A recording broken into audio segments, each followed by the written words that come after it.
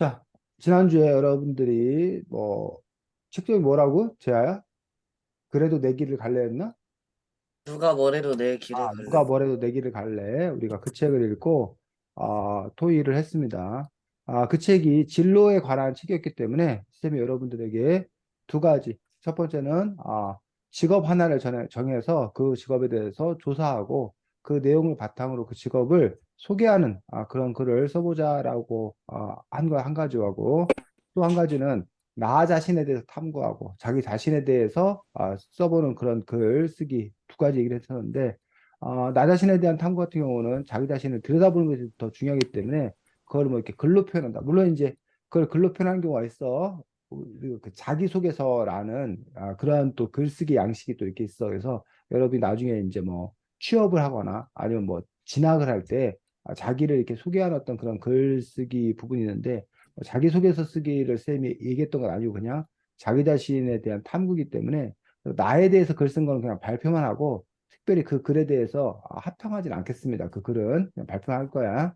그리고 대신 이제 직업에 관한 그 부분은 분명히 이제 설명글인 거지. 어떤 직업을 조사하고 그걸 다른 사람에게 정보를 주는 그런 소개하는 어떤 그런 글, 설명하는 그런 글에 속하기 때문에 그 글은 이제 첫 번째로 어떤 직업을 선택해서 소개를 할 건가라는 부분에서 그 직업 자체가 다른 사람들에게 좀 새로운 그리고 흥미를 줄 수 있는 뭐 관심을 가질 수 있는 의미 있는 그래서 결국 여러분들이 아이템을 잘 선택하는 게 사실 상당히 중요해. 어떤 그 글을 쓰거나 뭘 한다고 했을 때 결국 거리를 잘 찾는 것들에서 그 아이템이 잘 선정되어 있는 건가라는 부분들이 평가의 기준 중에 하나가 될 거라고 생각합니다. 두 번째, 그 사람이 얼마나 충분한 정보, 신뢰할 수 있는 정보들을 잘 수집을 했나. 그 직업과 관련해서 우리가 궁금해할 만한 것들을 미리 그 사람이 조사해서 제대로 잘 알려주고 있는 건가라는 부분에서 그 정보의 질, 내용, 이 부분도 여러분들이 또 평가해야겠지. 자, 세 번째로는 그것들을 어떻게 전달 방식에 있어서 흥미롭게 썼는 건가. 문장 표현이나 이런 것들, 글 구성 이런 부분들이 제대로 잘 되었나. 이런 부분들이 또 이제 평가의 기준이 될 수 있다고 생각합니다. 그래서 지금 쌤이 말했던 이 세 가지를 여러분들이 평가의 기준으로 삼아서 친구가 쓴 글들에 대해서 평가해 주면 됩니다. 그래서 재현이, 성현이, 하경이 순으로 직업은 일단 발표하고 그 나서 나에 대해서 발표는 성현이, 하경이, 재현이 순으로 나에 대한 성현이가 나는 안 써왔다고 그랬나? 직업만 썼다고 그랬지? 그럼 하경이, 네. 재현이 순으로 나에 대한 이야기들은 할 수 있도록 하겠습니다. 자, 재현이 거부터 보겠습니다.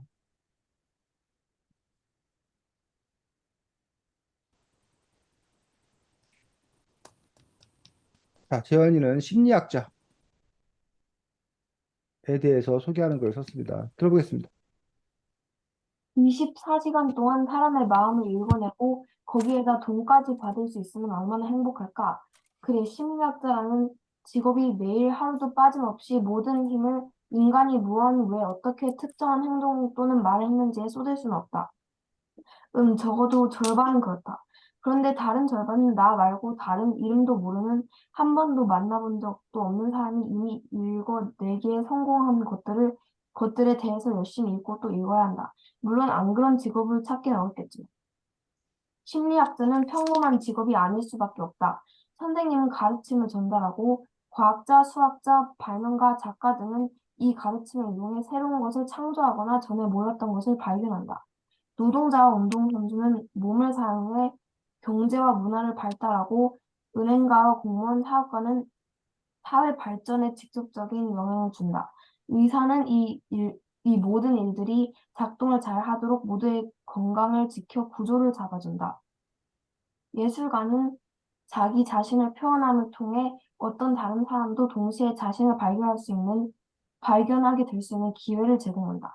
그런 의미에서 심리학자는 의사뿐만 아니라 예술가와 같을지도 모른다. 심리학자는 신체적인 건강만큼이나 중요한 정신적인 안정감의 책임지는 압도적인 역할을 지고 있지만 동시에 결국 심리학자의 본질은 상대가 자신을 발견하도록 도와주는 것 아닐까?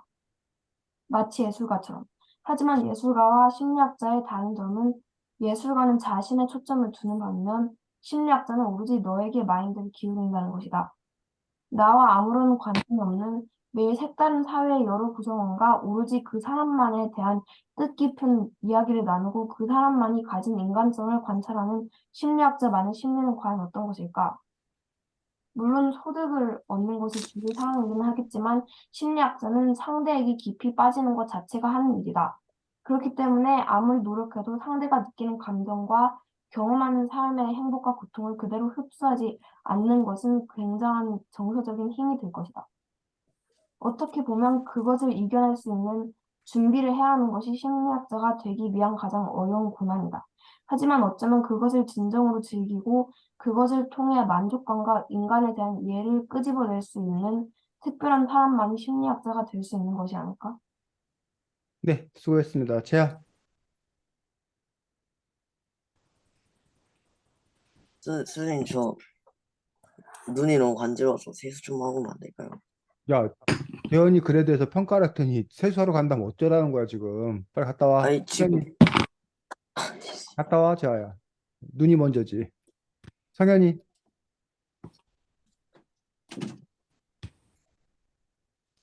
마이크 꺼져 있어요. 네, 내용도 뭔가 되게 공부하고, 네, 글의 그 양도 되게 많은 것 같아요.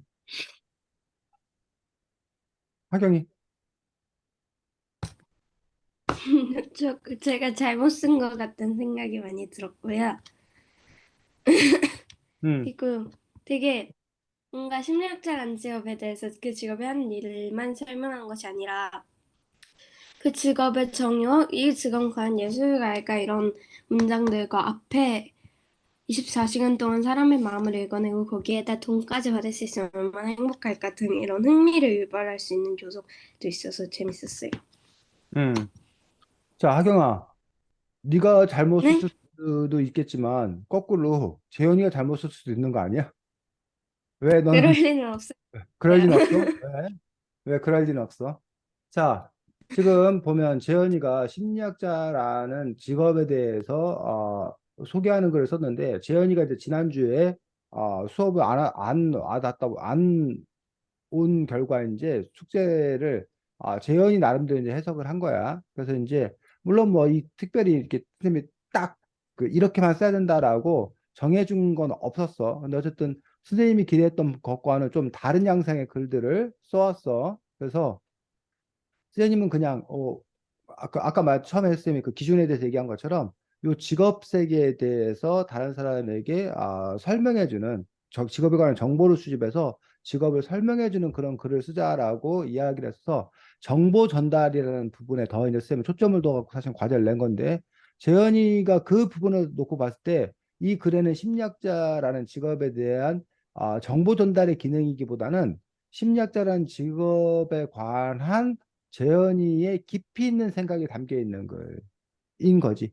그래서 심리학자에 대해서 재현이의 개인적인 마음이 아주 가득 담긴, 사적인 마음이 가득 담겨 있는 그런 글인 거야. 그래서 어쨌든 재현이가 이렇게 그 직업에 대해서 이제 소개하는 글들이 선생님이 처음에 그 제시했던 그냥 이렇게 그 뭐라 해야 되나 아주 노멀한 일반적인 어떤 그러한 타입으로 글을 수도 있는 거고 그에 비하면 이제 재현이 같은 경우는 자신의 개성이 조금 더 드러난 글쓰기를 지금 하고 있는 거야. 그래서 그건 분명히 그 뭐 좋은 시도인 거지. 상황에 따라서는 꼭 A라고 소개할 필요가 뭐가 있냐. 이거를 좀 다른 방식으로 접근해서 소개할 수도 있는 것 아니냐. 그래서 우리가 뭐 사과를 먹는다. 그 사과를 우리가 보통 보면 껍질을 까서 잘라먹기 사과를 먹잖아. 근데 이제 그 사과를 근데 그렇게 먹는 건 너무 흔하니까 뭔가 그 사과를 좀 우리가 색다르게 먹어보자. 어? 뭐 이런 그런 방법들. 아니 사과에다가 우리가 뭐 그 요즘에 그 한국에서 아주 인기 있다는 쌤 못 먹어봤는데 그 탕후루? 탕후루 다 먹어봤어? 하경아 탕후루 네. 먹어봤어? 네. 뭐 쌤이 잘 모르는데 그게 무슨 과일에다가 무슨 설탕 발라갖고 뭐 어떻게 한 거라면서 맞아? 네. 그러니까 그런 것처럼 과일을 네. 먹는 건데 그 색다른 어떤 그런 시도를 하는 거잖아. 그런 것처럼 글쓰기나 이런 부분들에 대해서도 사실 여러분들이 색다른 어떤 그런 시도고 그것들이 사람들에게 호응을 얻을 수 있다고 생각이 드는데 자 어쨌든 재현이 그런 점에서 뭐 의미 있는 그런 글이라고 생각합니다. 그래서 지금 보면 24시간 동안 사람이 마음을 읽어내고 거기에다가 돈까지 받을 수 있으면 얼마나 행복할까? 그래서 이제 그 심리학자라는 직업의 어떤 그런 특성들과 관련되어서 요 시작하는 말을 역시 이제 쓰고 있는 것들 볼 수 있습니다. 그래서 요걸 이렇게 한 문장으로 쓸 수도 있고 아니면 이것들을 좀 더 문단으로 구성해서 쓸 수 있습니다. 근데 심리학자라는 직업은 인간에 대해서 심리학자는 직업이 매일 하루도 빠짐없이 모든 힘을 인간이 무엇, 왜, 어떻게 특정한 행동들을 말했는지에 쏟을 수 없다. 이게 뭔 말이야? 제가 좀 헷갈리게 하는데 그것도 있지만 다른 것도 있다는 의미. 그러니까 여기서 지금 주어가 직업이, 그러니까 주어고 쏟을 수는 없다라는 게 지금 서술어잖아. 네. 근데 이렇게 되면은 어 쏟을 수는 없다, 직업이 쏟을 수는 없다라는 식으로 되면은 이게 호응 관계가 이루어지지 않는다는 거야, 지현아. 아, 네. 그래서 이게 이런 일이 왜 지금 벌어지냐면 이게 우리가 복문이라고 그러는데 이 심리학자는 뭐뭐다라는 거하고 심리학자가 뭐뭐 해야 된다라는 것들이 지금 두 개가 합쳐져 있어가지고 이게 헷갈릴 수 있기 때문에 그런 점에서 어쨌든 지금 이 얘기는 선생님이 지금 이해를 하려면 어쨌든 심리학자가 하루 종일 사람에 대해서만 연구할 수는 없다 이런 얘기지. 그 일만 네. 하진 않는다는 얘기지. 네. 그 어쨌든 그 부분이 적어도 그 부분이 정확하게 전달되도록 하기 위해서 문장 표현을 정확히 써야 된다는 거야. 그리고 특히 이제 이 호응 관계가 상당히 중요한 그런 요소를 차지하고 있기 때문에 자칫 선생님 역시도 그런 실수를 많이 해. 이렇게 쓰다 보면 처음에 이렇게 맞게 썼는데 처음을 잊어버리다 보니까 끝에 가서 이제 다른 걸로 이렇게 끝나버리는 그 욕심인 거지. 그러니까 우리가 보통 한 문장에 한 가지 이야기만 담아야 된다라는 게 기본 원칙 중에 하나야. 근데 자꾸 말하다 보면 한 문장에 여러 가지를 담게 되고 그러다 보니까 이 주어하고 서로가 이렇게 어긋나는 그런 생기는 거고 어 적어도 절반은 그렇다. 그런데 다른 절반은 나 말고 다른 이름도 모르는 한 번도 만나본 사람이 이미 읽어내기에 성공한 것들에 대해서 열심히 읽고 또 읽어야 한다. 그러니까 심리학자들이 뭘 열심히 뭐 독서해야 된다는 거지. 연구하고 뭐 이래야 된다는 거지. 물론 안 그런 직업을 찾기는 어렵겠지만 뭐 그러고 나서 이제 이 부분은 우리가 어떻게 해석할 거냐 이게 이 부분. 지금 글에 있어서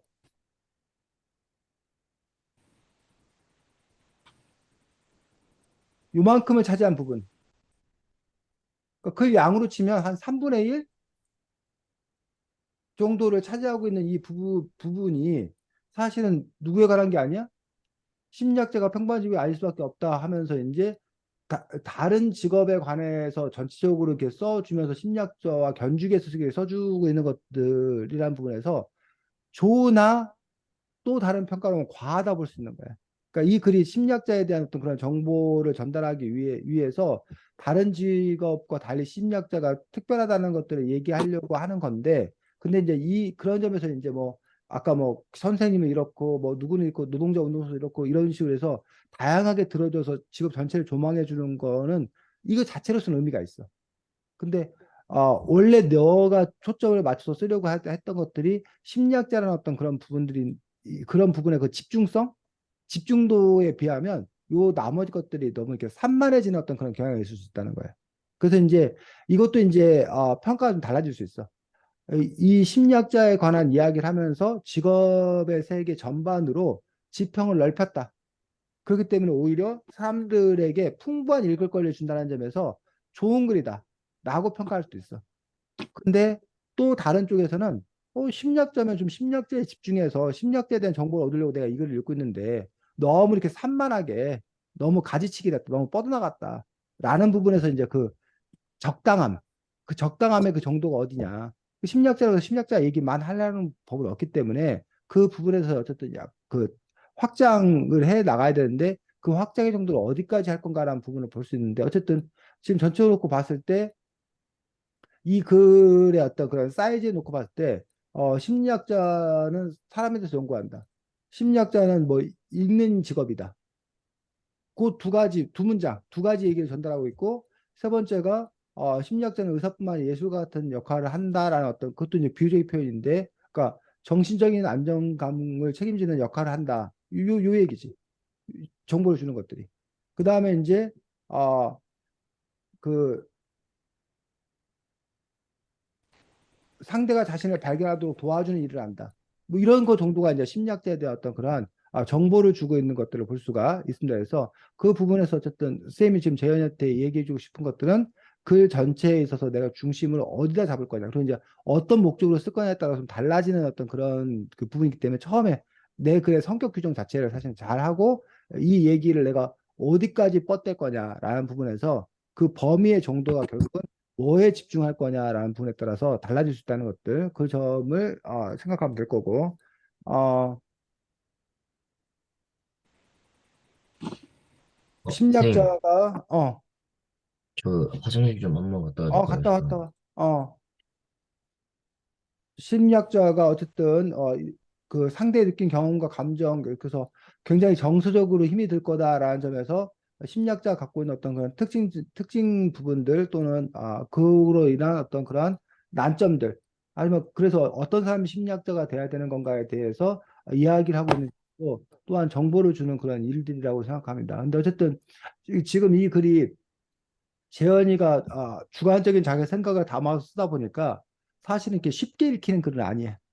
그러니까 이게 명확하게 그냥 차라리 심리학자는 어, 어, 이 글을 쉽게 쓰면 음, 다른 사람들에 대해서 연구하는 직업이다. 그리고 그걸 잘하기 위해서는 다른 사람들이 이미 연구해 놓은 거에 대해서 끊임없이 공부를 계속 많이 해야 된다. 심리학자는 신체적인 건강, 정신적인 안정감을 책임지는 그런 역할을 하고 다른 사람들이 어, 자신을 발견할수록 돕는 일을 한다. 그렇기 때문에 심리학자는 상대방의 감정과 경험을 공유해야 돼서 정서적으로 그 많이 힘들 수 있다. 그렇기 때문에 그것들을 즐길 수 있는 사람만이 할 수 있다. 지금 이런 내용 그 뽑으면 저희 그러니까 심리학자에서 전달하는 내용을 뽑으면 그 정도일 거란 얘기지. 그러면 그 정도만 이렇게 딱 전달해주면 차라리 심리학자는 이런 일이구나라는 것들을 더 잘 알 수 있다는 거예요. 근데 그거를 지금 재현이가 마치 보물찾기 하듯이 숨겨놓은 거야.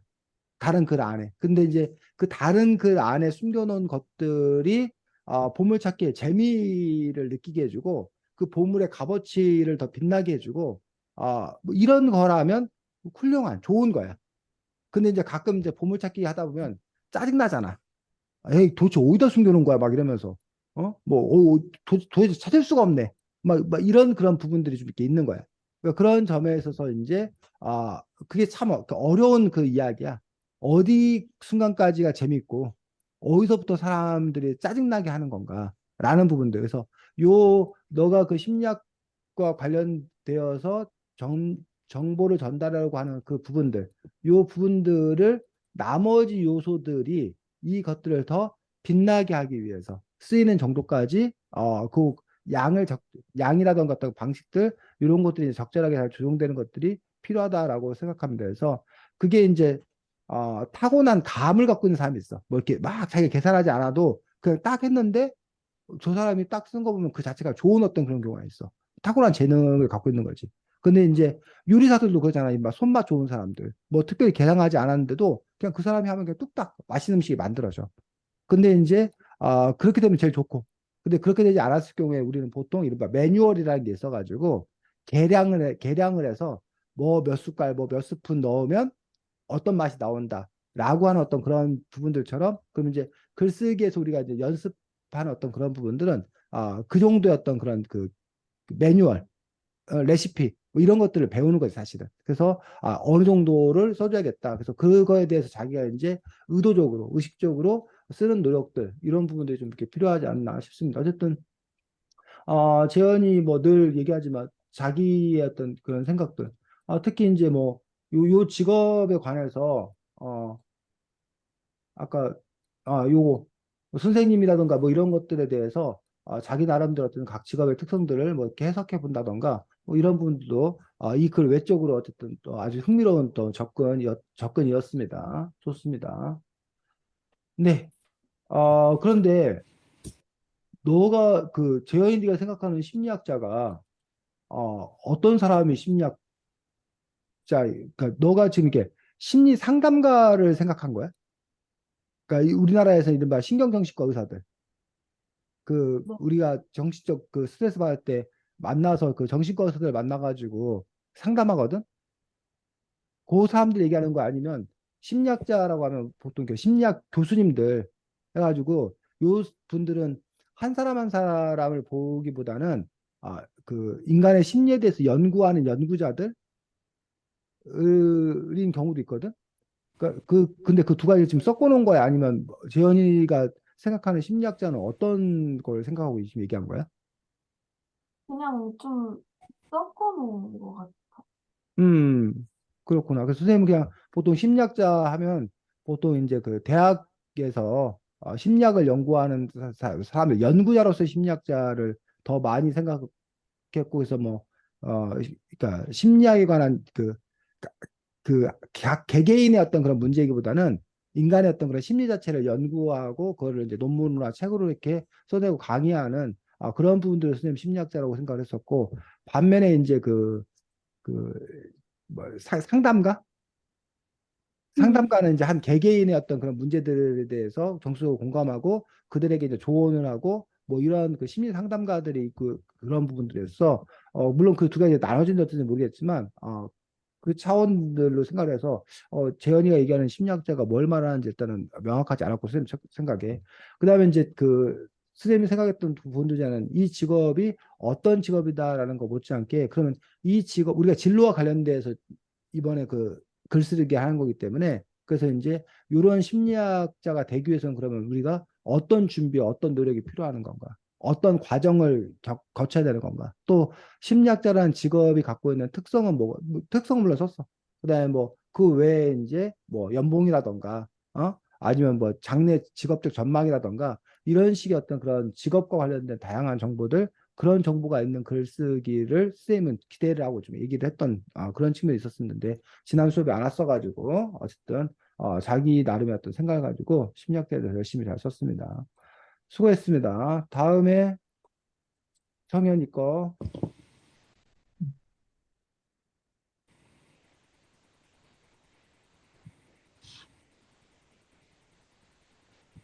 자, 성현이는 요리사입니다. 자, 성현이 발표하겠습니다.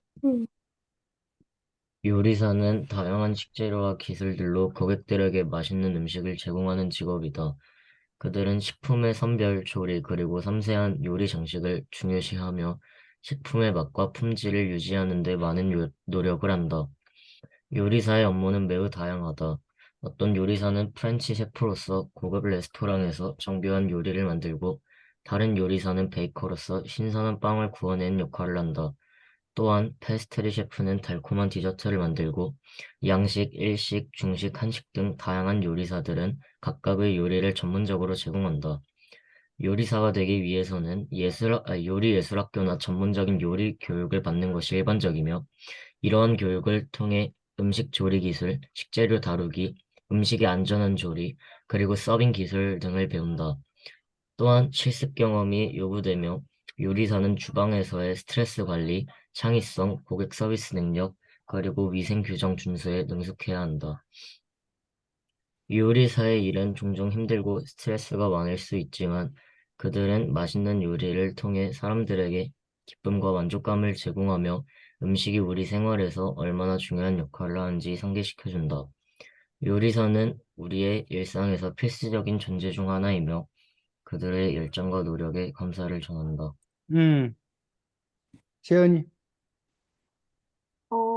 그 여러 곳에서 조사한 걸 이렇게 딱 한 개로 정리를 이해가 잘 되게 잘한 것 같아서 인상 깊었어요. 재현. 동성의 꿈이 약간 요리사인 건 알고 있었는데 뭔가 되게 다양하게 안 알고 그냥 대충 정한 것 같았거든요. 근데 이 글에 읽고 나니까 되게 진지하게 생각하고 있구나라고 느꼈어요. 성현이 꿈이 요리사야? 아니, 요리사 확실한 건 아닌데 그거 제가 수행평가 뭐 진로독서 할 때 제가 뭐 할까 생각을 해보다가 그냥 요리사 딱 했는데 그것 때문에 그냥 이걸로 요리사 됐어요. 그렇구나. 요리사도 꿈 중에 하나인 거야. 요리사를 꿈꾸는 거야. 요리사만 꿈꾸는 거야. 아니, 그냥 요리사 그냥 쓰기 쉬워 보여가지고 했는데. 하경이. 저도 되게 그 여러 곳에서 정보를 수집해 와가지고 자신의 말로 쓴 게 보여서 되게 인상이 깊었고, 사실 요리사 하면 그냥 셰프만 요리하는 모습만 생각하는데 이렇게 여러 종류의 요리사가 있고 요리사가 되기 위해선 어떠한 교육과 어떠한 능력이 필요한지가 잘 나와 있어서 되게 네, 인상 깊었어요. 음.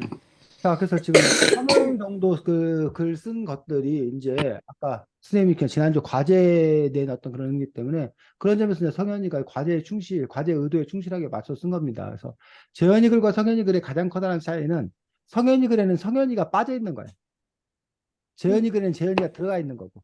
그래서 그런 점에서 이제 여러분이 글쓰기를 할 때 나를 집어 넣는 글이 있고 나를 빼는 글이 있어.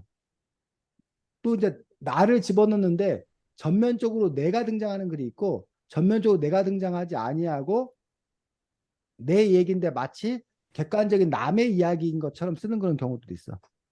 어? 그래서 뭐 그런 점에서 이제 여기서 성현이 같은 경우는 성현이가 빠지고 어쨌든 요리사라는 그 직업들 자체들에 대해서 객관적인 정보들을 바탕으로 하고 있고 그래서 그 성현이 같은 경우 아까 우리 재현이 같은 경우는 처음 시작하는 데서 시작하는 말 이런 것도 있다는 거예요. 근데 이제 성현이 같은 경우는 시작하는 말 없이 바로 그냥 이렇게 글에 들어간 거야. 그러니까 군더더기를 다 빼버린 거야. 군더더기 다 빼고 이렇게 쓴 건데 이렇게 쓸 수도 있고 아니면 뭐 쌤 군더더기라고 표현하기가 좀 이렇게 부정적인데 장식 그러니까 꾸며주는 어떤 그런 부분에서 장식을 넣어서 어떤 그런 글을 쓸 수도 있고 또 요리사라는 이런 글들에 대해서 아까 그냥 이거 그 지금 석현이 글은 그냥 아까 사과 깎아 먹는 데서 사과 그냥 깎아가지고 그냥 이렇게 가지런히 잘라서 내놓는 전통적인 그런 방식을 쓴 거예요. 근데 이제 이거를 다르게 좀 더 다른 방식으로도 쓰는 그런 것들도 얼마든지 가능하겠지. 어쨌든 요리사라는 부분에서 아까 쌤이 그 아이템 선정이라는 부분에서 이제 성현이가 요리사에 대해서 관심이 있기 때문에 내가 요리사를 정해 소개글을 쓴 것다고 하니까 쌤이 이해가 돼. 근데 만약에 이제 그게 아니었더라면 요리사는 상대적으로 뭐야 우리들에게 뭐라 친숙하다고 그래야 되나? 그렇기 때문에 오히려 이렇게 친숙한 것들 같은 경우에 성공하기가 힘들어. 사람들이 너무나 잘 알고 있기 때문에 뭐 다 아는 얘기 아니야? 뭐 이런 식으로 이렇게 갈 그런 가능성도 있기 때문에 그 아이템 선정이라는 부분에서 여러분이 나중에 할 때 가장 그냥 사람들이 손쉽게 잘 알고 있는 걸 하는 게 무난하다. 라는 그런 주장이 있고. 하지만 그게 오히려 그렇게 너무 무난한데 반면에 그건 너무 많은 사람이 해가지고 튀기가 힘든 거야, 튀기가. 근데 사람들이 잘 모르는 거, 희귀한 거 이런 걸 하면은 그 아이템 자체로 사람들에게 주목을 받을 수 있는 거야. 근데 다만 이제 그거에 대해서 얼마나 그 사람들이 관심을 끌어줄까 이런 게 문제지. 그러니까 나중에 석연이가 요리사를 한다고 했을 때, 그 중식 요리사를 한다거나 한식 요리사 한다거나 뭐 이런 식의 요리사를 하는 게 이제 무난하다는 거예요, 사실은. 층도 넓고. 근데 그걸 또 하는 사람이 워낙 많기 때문에 경쟁력이 치열하다는 거야. 근데 성현이가 지금 현재 우리나라에 무슨 아프리카 음식이 소개되거나 그런 적은 거의 없잖아. 우리나라 그 그쵸. 상황에서. 그런데 성현이가 아프리카 음식을 뭐 소개한다던가 이런 식으로 했을 때는 독보적인 존재가 되는 거야. 근데 이제 문제는 그 그 층, 그 시장이 충분히 형성되어 있지 않으면 그리고 시장이 크지 않으면 더 뻗어나갈 어떤 그런 가능성 자체가 또 이제 약한. 그렇기 때문에 결국 이제 뭐를 더 선택할 건가요? 그런 문제가 되는데 역시 글도 마찬가지야. 글도 어떤 아이템을 선택할 건가라는 부분에서 그런 고려가 있을 수밖에 없다고 생각합니다. 그래서 요리사의 업무에 대해서 이야기하고 있고 어, 그 다음에 요리사가 되기 위해서 어떻게 해야 되는 건가? 요리사는 또 무엇을 배우는 건가? 어떤 능력이 요구되는 건가? 라는 부분들. 그 다음에 이제 요리사라는 직업이 갖고 있는 장단점. 그래서 기본적인 것들을 다 이렇게 쓰고 있는 것들을 볼 수가 있습니다. 어, 뭐 이 외에 이제 업무 시간이라던가 연봉이라던가 아니면 이렇게 요리사의 그 직업 형태, 그러니까 작업 형태라던가 뭐 이런 부분에 대한 추가적인 그런 부분이 있다고 생각합니다. 그래서 성현이는 요리를 직접 해? 아니요. 아, 요리 안 해? 하나도? 요리하는 걸 좋아하거나 뭐 이래서 자기 재능을 발견해서 요리사가 되고 싶은 것도 아니야? 라면 끓이는 거밖에 할 줄 아는 게 없죠. 근데 보통 애들이 요리사 하고 음. 싶고 뭐 자기가 뭘 하고 싶어서 막 하는 거 아니야? 해보고 싶어 막 그런 거 아니야? 아니, 뭐 라면을 그럼 그냥, 특별히 잘 끓여? 근데 저 라면 잘 끓여요. 라면에 대한 자부심이 있구나. 어. 자, 그래서 요즘 같은 경우는 아예 그 고등학교부터 저기가 있어. 요리 과학 고등학교인가 뭐 이런 고등학교가 있어. 아예 진로 자체를 일찍 정하는 경우는. 그리고 이제 여기서는 뭐그 요리 학교, 예술 학교나 뭐 전문적인 요리 교육을 받는 것이 일반적이라고 되어 있는데 뭐 이렇게 가는 경우도 있고 요리사 같은 경우 이른바 도제 교육이라고 해야 되나? 그냥 거의 취직을 하는 거야 처음부터. 그 취직을 해서 직접 그 자리에서 뭐 하는 거야? 배우는 거란 방식. 그러니까 우리가 그동안 우리의 방식이 지금 학교에서 배워서 현장에 나가는 뭐 그런 방식이 이제 음. 산업화 시대 이후에는 그때 일반화돼 있어. 근데 이제 중세 같은 경우는 학교 자체가 없었고 도제 교육 시스템이라고 해가지고 그냥 그 스승 밑에 들어가서 그냥 그 사람이 하는 걸 보고 배워서 뭘 하게 되는 전수받는. 전수받는 그런 형태가 더 많고 근데 요리 같은 경우는 뭐 특별히 꼭 무슨 자격증이 있어야지만 그걸 할 수 있고 그것도 아닌 걸 알고 있거든. 물론 이제 그 무슨 보고 알아? 보고? 복요리 보고 네. 같은 경우는 네. 그거는 자격증이 있어야 돼. 근데 이제 뭐 음. 횟집을 하는데 무슨 내가 뭐 회하는 뭐 자격증이 있어야 된다. 그런 건 아닌 걸로 지금 알고 있거든. 다만 이제 자기가 자격증을 따가지고 갖고 있으면 취직은 좀 수월하겠지. 왜냐하면 그 아, 자격증이라는 것 자체가 이제 그 사람이 어느 정도 실력을 갖고 있다라는 것들을 증명한 어떤 그런 부분들을 갖고 있기 때문에. 근데 뭐 꼭 무슨 셰프나 뭐 이런 사람들이 꼭 무슨 자격증을 갖고 있는 건 아니고 다만 이제 뭐 프랑스에 무슨 학교를 나왔다, 이탈리아에 무슨 학교를 나왔다라고 하면 이제 그 학교의 그 네임밸류, 이름값이 있어가지고 그래서 사람들이 그러면 저 사람이 뭘 잘하겠지, 뭐 이런 식으로 이제 여겨지는 또 그런 부분들이 있다고 생각하고 어떤 뭐 요리사라는 직업이 일단 기본적으로 육체적으로 많이 힘이 들겠지 아무래도. 그리고 이제 아 여기 그러니까 요리사도 이제 그 천차만별 그 수준이 동네 그냥 이렇게 요리사부터 시작해서 아까 여기 봤던 아주 고급 호텔의 요리사까지 그 요리사들도 사실 수준이 상당히 이렇게 천차만별하기 때문에 내가 어떤 요리사가 되려고 하냐에 따라 달라지고 또 분야도 여기 업무도 다양하다고 했었는데 분야도 다양해 가지고 어떤 요리를 할 건가에 라는 부분들도 또 이제 많이 다른 또 그런 부분들을 볼 수가 있습니다. 어, 네. 최근 들어서 이렇게 요리사 뭐 그 얘기를 안 해도 되겠구나. 네. 그 다음에 하경이 저 뭔가 아닌 것 같아요. 이게 요리사에 관한 거야 아니면 요리사라네. 이게 직업에 관한 거지? 네. 하겠습니다. 나는 저번 달 비올라 연주를 보러 갔다 왔다. 매우 인상적이었다. 연주자들의 표정, 음색 등이 온수에서 반짝이고 있었다. 나는 다시 한번 비올리스트가 돼도 좋겠다는 생각을 했다. 비올라는 바이올린족 악기이다. 사실 바이올린족이 유명 악기인 바이올린과 첼로의 인기와 인지도에 비해 비올라는 많은 사람들이 모르는 악기 중 하나이다. 하지만 비올라는 클래식 음악에서 정말 중요한 악기이다. 비올라는 바이올린족 악기 중에 가장 처음으로 발명된 악기이다. 하지만 최초의 비올라는 비올라 다 감바라는 악기로 지금의 비올라와 정말 많이 달랐다. 이후 비올라는 화려한 바이올린과 중후한 멋을 가진 첼로에 묻혀 크게 인기를 얻지 못했다. 하지만 비올라는 그 두 악기와 오케스트라를 음악을 이어주는 다리 역할을 한다. 비올라는 베이스, 즉 반주를 깔아주며 다른 악기가 더 빛날 수 있도록 도와준다. 그렇지만 비올라도 솔로를 할 때 바이올린과는 다른 특유의 음색으로 관객을 사로잡는다. 우리가 아는 유명한 클래식 음악 속에도 비올라가 숨어 있다. 유명 작곡가인 모차르트는 특히 비올라를 좋아하는 것으로 유명했다. 모차르트는 비올라에 2대를 넣은 연주곡을 만든 적도 있다. 그만큼 모차르트는 비올라를 좋아했고 본인도 훌륭한 비올라 연주자였다고 전해진다. 현대에도 뛰어난 비올라 연주자들이 많이 활동하고 있다. 일단 가장 대표적인 비올라 연주자는 리처드 용재 원일이라는 비올라 연주자이다.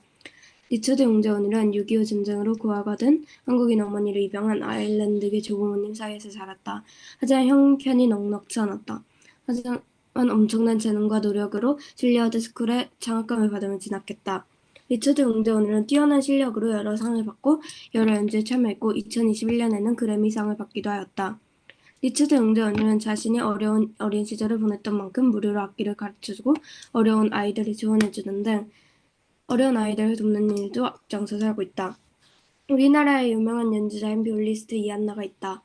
이한나는 현재 가장 활발한 활동을 한 차세대 비올리스트로 주목받고 있다. 이한나는 라비니아 베르비에 말보로 같은 국제유세 페스티벌에 여러 차례 초청되어 킴 카시안, 콜린 카르시 체프만, 차스 나이릿과 같은 명연주자들과 호흡을 맞췄고 2015년 월간 객석이 선정한 차세대 이끌 젊은 예술가에 선정되었다. 2009년 뉴 잉글랜드 음악원 현장 콩쿠르에서도 1위를 차지하며 수장자 협연 연주회를 가졌으며 그 외에도 2007년 국제영화 아티스트 콩쿠르 1위, 헬람 영 아티스트 콩쿠르 특별상, 오사카 국제 콩쿠르 2위 등 다수의 국제 콩쿠르를 석권하며 놀라운 성과를 거뒀다. 나 비올라를 이렇게 쓰기로 선택한 이유는 여러 이유가 있지만 나와 비올라라는 악기가 닮았다고 생각해서이다. 난 사실 다른 아이들보다 느릴 때가 많았다. 늘 겁이 많아 잘못하는 것을 시도하거나 새로운 것을 시도하는 것을 두려워했었다. 그래서 많은 것이 다른 친구들보다 느렸다. 그러다 보니 앞장서서 하기보다는 따라가고 뒷받침하는 경우가 많았다. 그런 면에서 나는 비올라가 마음에 든다. 비올라는 바이올린이나 첼로처럼 앞장서서 화려하게 음악을 이끌어가지는 못하지만 한 걸음 뒤에서 더 질 좋은 음악을 만들어주는 것이 좋았다. 눈에 띄진 않지만 없으면 안 되는 악기가 비올라다. 나도 그런 사람이 되고 싶다. 나의 성격 때문에 화려하게 이끌어가진 못할지라도 뒤에서 사람들을 이끌고 뒷받침하고 챙겨주는 사람이 되고 싶다. 비올라 비올리스트는 아주 그렇게 인기 있거나 유명한 편은 아니다. 하지만 오케스트라 연주 등을 들을 때 조금만 더 귀 기울인다면 잔잔한 비올라의 음색을 들을 수 있을 것이다. 네, 수고했습니다. 성현이. 어, 제가 짧게 쓴 것도 있긴 하지만, 네, 되게, 양이 되게 많은 것 같아요. 끝. 성현아. 그리고 그 어, 글에 좀 뭐라 해야 되지? 형식이 저랑은 좀 그래 그 글 쓴 방식이 약간 좀 다른 것 같아요. 재현이. 제가 전에 몰랐던 것도 되게 많이 배웠고, 또 뒤에 약간 자기 자신이랑 비올라를 이렇게 비교하는 게 되게 인상 깊었고 새로웠어요. 재현.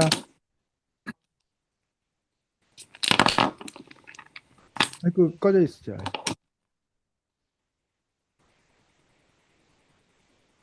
재현, 마이크 켜고 얘기하라고.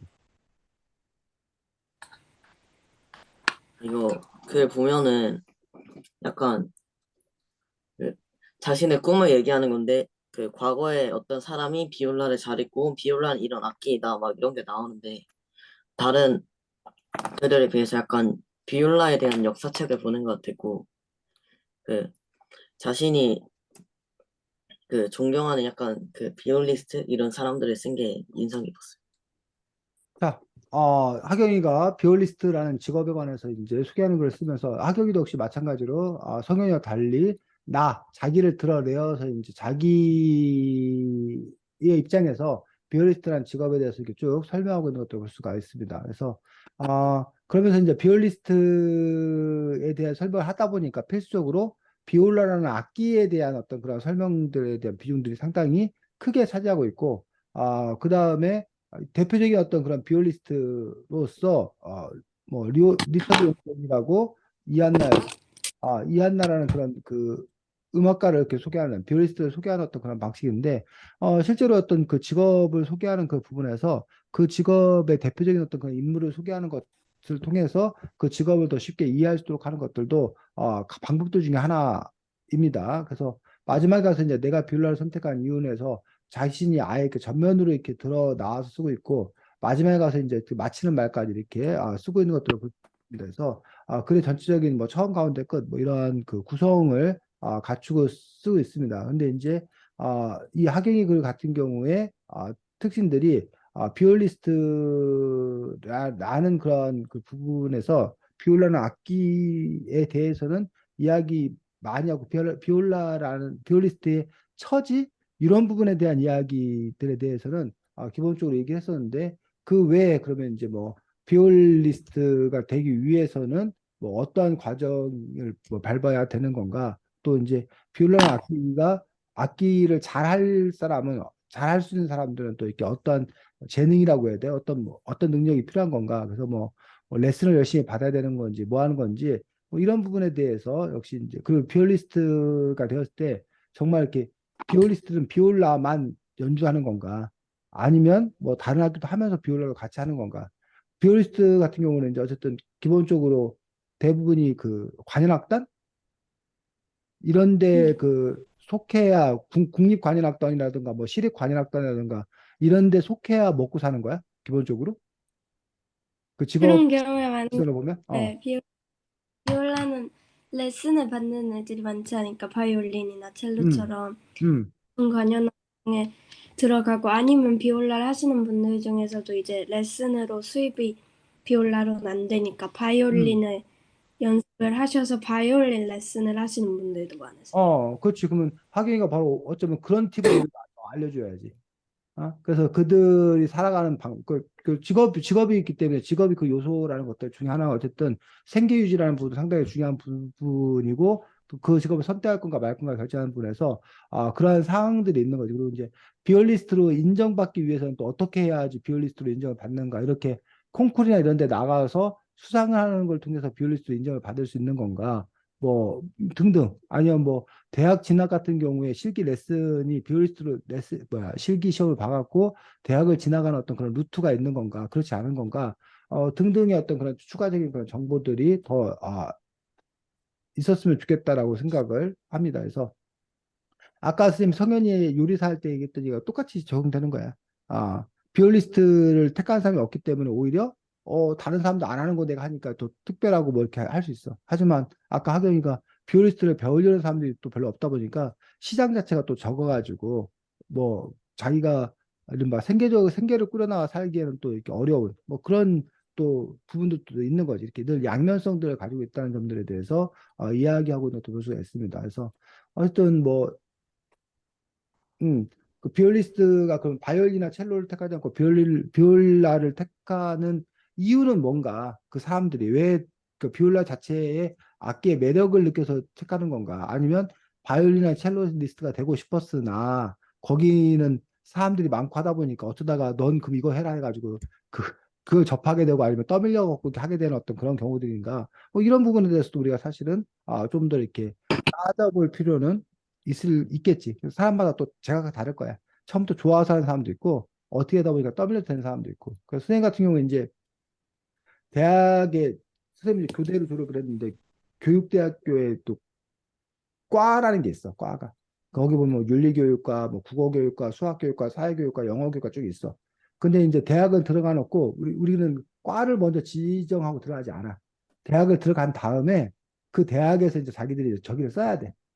1지망 무슨 과, 2지망 무슨 과, 3지망 무슨 과를 써야 돼. 그러고 나서 이제 거기에 뭐에 밀려가지고 성적에 밀려가지고 근데 이제 선생님 같은 경우는 윤리교육과인데 선생님은 처음부터 그냥 윤리교육과 1지망이었어. 근데 윤리교육과가 근데 그렇게 인기 있는 저기가 아니야. 대부분 이제 영어교육과, 수학교육과 이런 데가 인기 있어. 근데 이제 영어교육과, 수학교육과 가고 싶었는데 거기서 밀린 애들이 이제 윤리교육과 오는 거야. 그러니까 그런 식으로 그런데 이제 왔는데 그 윤리교육과에 대해서 자기가 이제 하다 보니까 자부심을 느껴서 뭘 하게 되는 그런 경우도 있고 처음부터 윤리교육과가 좋아서 하는 사람도 있고 뭐 이런 식으로 이제 그 사람의 어떤 그 부분이 아까 요리사도 마찬가지지. 내가 이 요리사가 될 거야, 이 파트가 될 거야라고 그렇게 해서 하는 경우도 있지만 그걸 하고 싶었으나 그걸 하는 사람들은 워낙 많아서 뭐 쟁쟁해서 그러면 그러다 보니까 이제 꽁 대신 닭이라고 그거 대신 내가 이걸 했는데 이거에 대해서도 내가 나름대로 뭘 발견을 해가지고 의미를 부여해서 또 그 길로 나아가는 어떤 그런 경우도 있고 해서 우리 사람의 어떤 그런 삶이라는 것들이 사실 상당히 많이 여러 가지 요소로 이루어져 있는 것들을 볼 수가 있습니다. 자, 그 다음에 하경이부터 이번에는 나에 대해서 쓴 글들인데 요건 특별히 우리가 평가하지 않는다고 그랬습니다. 그래서 그냥 나에 대해서 저런 고민을 하는구나. 저렇게 나에 대해서 탐구를 해야 되는구나라고 참고하면 되고, 더 중요한 건 여러분 각자가 어떤 면에서 나를 바라봐야 하는 것인지 자기 자신을 바라보는 것들에 대해서 의외로 나에 대해서 글을 써보다면 뭘 써야 될지도 모르겠고 나에 대해서 내가 아는 게 또 별로 없다는 걸 여러분들이 느끼는 것도 사실 첫 출발점이에요. 그러면서 다른 친구들 통해서 저 면에 대해서 나는 어떻지? 뭐 그런 부분들을 봐야 되는 거죠. 예를 들면 뭐 낯선 사람한테 나는 말을 쉽게 거는 사람인가? 난 낯선 사람에게 난 절대 난 말을 먼저 못 거는 사람인가? 어떤 일이 있으면 나는 그 일을 빨리 해치우려고 하는 건가? 하는 사람인가? 아니면 되도록 뒤로 미루는 어떤 그런 사람인가? 나는 뭐 스릴러물, 공포물 이런 걸 난 좋아하나? 나는 그런 거에 대해서 아주 딱 질색하나? 그러니까 이런 거 하나하나가 다 뭐라는 거야? 나라는 거야, 나. 대화하는 걸 즐겨하나? 대화하는 걸 별로 싫어하나? 이런 것도 다 나야. 이렇게 여러분들이 자기 자신을 이루고 있는 수많은 요소들, 그 수많은 요소들에 관해서 나는 어떠한 건가라는 부분에서 여러분들이 스스로를 알아가야 되는 어떤 그런 과정도 있다는 거지. 자, 하경이 하겠습니다. 네. 사람을 꽃에 비유한다면 모두 피는 시기가 다르다. 봄에 일찍 특출나게 반짝하고 빛을 내며 꽃을 피우는 사람들이 있는가 하면 조금 느리더라도 여름, 가을에 나와 사람들에게 소소한 행복을 주고 결실을 얻어내는 사람들도 있다. 또 추운 겨울에 한 송이의 꽃으로 차가운 세상을 잠시나마 아름답게 만들어주는 사람들도 있다. 몇 달 전 길을 걷다가 라일락이라는 곳을 보았다. 라일락은 생뚱맞은 곳에 혼자 꽃을 피우고 있었다. 다른 꽃들이 꽃이 하나도 없는 좁은 길가에 또 벚꽃과 목련 등 유명한 꽃은 다 지고 떨어진 늦은 계절에 갑자기 노래에서 들었던 라일락을 보다니 신기하기도 이상하기도 했다. 이 글을 읽는다면 이상함을 느낄지도 모르겠다. 자신에 대해 설명하겠다고 하더니 라일락을 본 경험은 왜 말하는 것일까? 내가 라일락을 말한 이유는 나와 라일락이 비슷하다고 생각해서이다. 라일락은 연한 보라색 꽃이다. 라일락은 늦으면 5월 중순, 빠르면 4월 중순에 핀다. 다른 꽃들보다 확연히 느리다. 벚꽃이 만개하고 목련과 개나리가 사람들의 눈을 사로잡는 동안 라일락은 아직 피지 못한 상태에 있다. 하지만 조금 기다리면 라일락은 어느새 예쁘게 피어있다. 내가 라일락을 나와 비슷하다고 한 이유는 여러 이유가 있겠지만 나와 라일락이랑 꽃이 닮았다고 생각해서이다. 난 사실 다른 아이들보다 느릴 때 겹치는데 난 사실 다른 아이들보다 느릴 때가 많았다. 늘 겁이 많아 잘못하는 것을 시도하거나 새로운 것을 시도하는 것을 두려워했다. 해서 많은 것이 다른 친구들보다 느렸다. 그러다 보니 앞장서서 하기보단 따라하고 뒷받침하는 경우가 많았다. 그런 면에서 나는 라일락과 닮았다고 생각한다. 무언가에 바로 특출난 재능은 없어서 벚꽃이나 개나리처럼 반짝 빛나진 못하지만 천천히 느리게라도 예쁘게 피어나는 것 말이다. 물론 벚꽃이나 개나리도 길가를 빛내지만 뜻밖의 라일락도 사람들을 기쁘게 할 수 있다. 나는 봄에 일찍 피지는 못하더라도 조금 늦게 소소하게 사람들을 행복하게 하고 천천히 노력해 결실을 얻어내는 사람이 되고 싶다. 모든 사람은 꽃 피우는 시기가 다르다. 하지만 모두 자신의 위치에서 세상을 빛낸다. 난 다른 사람들보다 느릴 수 있다. 하지만 조금씩 열심히 노력해 사람들에게 기쁨이 되는 사람이 될 수 있으면 좋겠다. 자, 하경이가 지금 글을 보면 선생님이 요구했던 그냥 하경이가 자기 자신에 대해서 깊이 있게 탐구하는 거가 더 중요하다. 글쓰기보다 사실 더 중요한 건 나를 들여다보는 게 더 중요하다고 선생님 지난주에 이렇게 얘기했었는데 하경이는 자신에 대한 탐구를 열심히 하기보다는 요 글 자체의 완성도에 더 많은 신경을 써가지고 이 글 자체가 사실 아주 좋은 글입니다. 그러니까 글로써. 그러니까 선생님이 근데 아까 말했지만 이 글에 대해서 평가하지 않을 거라고 그랬어. 왜냐면 자기를 보는 게 더 중요해서 이거를 뭐 꼭 굳이 그러니까 우리가 글이라는 걸 평가한다는 거는 남한테 내보인다는 건데 나에 대해서 탐구는 사실 남한테 내보이게 해서 하는 건 아니기 때문에 근데 어쨌든 그런 의도와는 달랐지만 하경이가 이 자체가 아주 좋은 글이어서 우리 한편의 수필 에세이로서 적절한 어떤 그런 부분들이고 하경이가 사실은 이 글에서 주는 정보는 딱 요거야 요거 나는 느릴 때가 많다. 겁이 많아 잘못한 걸 시도하거나 새로운 시도하는 걸 두려워했다. 그래서 따라가고 뒷받침하는 경우가 많았다. 요 문장에 대한 요 이야기를 근데 뭐에 빗대어서 라일락에 빗대어서 이 얘기를 또 쫙 풀어가더란 거예요.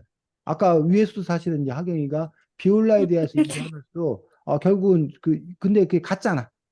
그 내용이 네. 비올라냐 네. 라일락이냐 그것만 바뀌었을 뿐이지 결국 하경이 자신에 대해 생각하고 있는 것들은 바로 이런 점인 거지. 그래서 어쨌든 다행인 것은 나는 왜 이렇게 느릴까? 어? 그래서 다른 애들은 빠른데, 그래서 다른 애들이 빠른 거 부러워서 나도 빨리 가야겠다. 이렇게 생각하는 사람이 많아. 그리고 느린 거를 열등감, 컴플렉스 생각하는 사람이 많아. 근데 어쨌든 학생 같은 경우는 느릴 때가 많다. 그렇지만 느린 것 자체도 괜찮다. 라고 해서 아주 자존감이 높아서 참 다행스럽다고 생각합니다. 그래서 다른 거 아니냐라고 이제 생각하는 거고, 또 이제 여기 사람에 따라서 이렇게 뒷받침하는 경우가 많았다라는 그런 부분에서 그러니까 선생님이 늘 이제 보인다고 상담할 때도 보면은 우리는 늘 이렇게 공격수를 꿈꿔. 어? 그 화려한 공격수를 꿈꾼다는 얘기. 근데 축구팀을 이루고 있으면 공격수만 있어야 되는 게 아니라 뭐 미드필더도 있어야 되고 뭐 백도 있어야 되고 뭐 골키퍼도 있어야 되고 뭐 다양한 역할 관계에서 자기 역할을 제대로 잘 해내는 것이 더 중요한 거 아니냐라는 부분들에 대해 얘기를 할 때가 많은데 결국은 이제 뭐 그 뒷받침하는 역할을 또 잘하는 거 그 자체로서도 이게 의미가 있는 거고 다만 이제 선생님이 드는 생각은 이제 뭐가 있냐면 스스로가 그렇게 자기를 규정 지을 필요는 없어.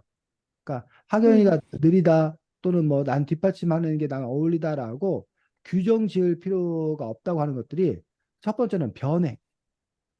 이게 네. 성격이나 이런 것들이 여러 계기가 돼서 변하고 이런 경우야. 하경이가 맨날 키 큰 애들하고 놀면 내가 뭐 하는 사람이 되는 거야? 키 작은 사람이 되는 거야. 기자인. 그래서 나는 키가 작은 줄 알아. 근데 반대로 자기가 키가 작은 애들하고 놀면 자기가 오히려 더 뭐 한 거야? 큰 줄 키가 크다고 생각하는 거야. 이런 식으로 그 환경이 때로 뭐 할수있다는 거야? 변하기도 한다는 거야. 그러니까 내가 키가 작았는데 내가 키가 쑥 클 수도 있지만 그렇게 해서 주관적으로 해서 그 상태가 변하기도 하지만 반대로 내가 키 큰 애들 사이에서 내가 키가 작은 줄 알았는데 내가 이사를 가서 아니면 키 큰 애들 다 이사를 가버리는 바람에 내가 갑자기 키 큰 사람이 되는 그런 상황과 환경의 변화가 있기 때문에 나는 키 작은 사람이야라고 계속 생각하고 있으면 환경이 바뀌었는데도 내가 쑥 컸는데도 난 키 작은 사람이라고 여전히 그 생각하는 그런 우를 범할 수 있기 때문에 그런 점에서 이제 어떤 그 열린 가능성 뭐 이것들은 어느 정도는 가지고 있을 필요가 있다. 닫혀 있을 필요는 없다라는 것들이 첫 번째 하고 싶은 얘기고. 그렇다고 해서 이제 또 이른바 희망 고문 언젠가 클 거야. 너도 뭐 할 수 있어. 뭐 이거보다는 뭐 키 작으면 어때? 키 작은 사람은 키 작은 사람들의 매력이 있는 거지. 난 그 매력을 찾아갈 거야라고 하는 부분에 있어서 또 현실 인식들을 갖는 그런 태도들이 함께 필요하지 않나라고 생각합니다. 어쨌든 하경이가 자기 자신에 대해서 이렇게 특성을 파악하고 있고 자기 자신에 대해서 어쨌든 자긍심을 갖고 있는 점들 뭐 상당히 좋은 점이라 생각이 들고 이거 왜 해? 왜 해? 이거 말고도 사실 아까 말했듯이 그 학용일 일본 요소가 이거 하나가 아니라는 거야. 또 다른 여러 가지 많은 요소가 있는 거야.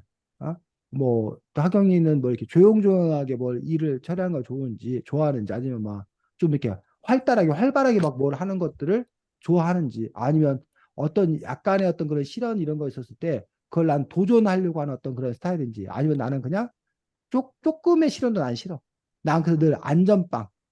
난 안전한 어떤 그런 삶을 살고 싶어 하는 건지, 뭐 등등의 어떤 그런 점에서 하경이가 어떤 건지에 대해서 또 다른 부분의 하경이에 대해서도 더 고민해 볼 수 있으면 좋겠다고 생각합니다. 자, 그 다음에 재현이 선생님. 가야 돼? 네, 저 12시 어, 학원이 있어가지고. 잠깐만. 다음 주 수업만 확인하고. 네,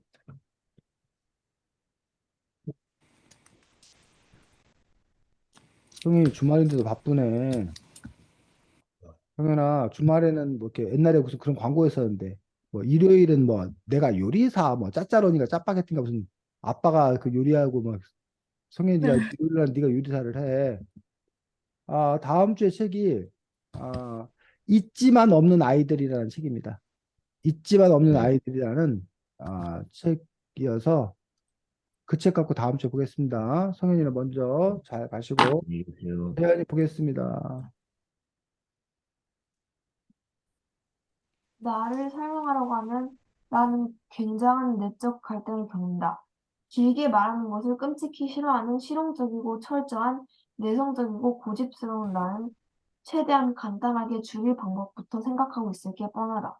그런데 좀 더 자세히 들여다보면 절대로 그런 마음이 진실되지 않았다는 것을 깨달을 수 있을 거다. 진짜의 나는 그저 모든 눈이 나를 향해 있는 당황스러운 자리에서 순간적으로 난처해 가짜의 성격을 만들어내서 대충 그런 변명을 할 뿐이다. 진짜의 나는 모든 것을 전달하고 싶을 것이다. 나의 복잡한 내적 구조를 한 단어로 정리하지 못해 안달이나 좌절에 빠지게 될 것이고 상대방에게 나를 알아달라 나의 모든 것에 대하여 설명 듣지 않아도 이해해달라 간절함이 새어나오는 눈빛만으로 쏘아보기 마련이다. 그래서 나의 본질만 전달하고 싶다. 나는 많은 것에 관심이 간다. 하지만 내가 가장 관심 있는 것은 나이다. 그럴 수밖에 없다. 내가 하루 동안 하는 대화는 99% 나와 하는 대화이다. 그런 나는 매일 내가 얼마나 놀랍고 생각 깊은 이상하고 색다른 답답해하고 실망하는 행복해하고 고통받는 존재인지 깨닫는다. 나는 남을 통해 감명을 받고 새로운 다양성을 얻게 되며 매일 같은 세계 속에서 살아가는 우리가 얼마나 똑같고 다른지 알게 된다. 비슷한 의미에서 나 안에 있는 수많은 나들이 얼마나 똑같고 다른지 알게 된다. 음.